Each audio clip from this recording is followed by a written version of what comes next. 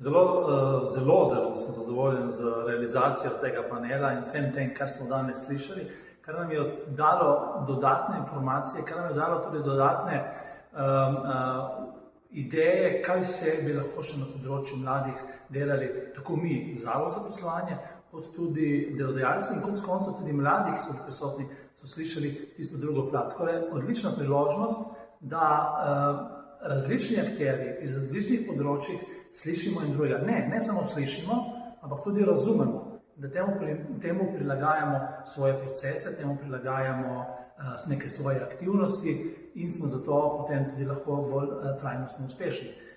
Zdaj, jaz eno zadevo sem poudaril in bi jo rad zdaj še enkrat. Torej, ne vidim tukaj cilj pri delu z mladimi, samo da jih čim hitreje zaposlimo, da se čim hitreje zaposlimo. Ja, seveda, da je to pomembno, ampak zelo pomembno, da jih zaposlimo na dobrih delovnih mestih, da jih zaposlimo v varna okolja in da jih trajno zaposlimo.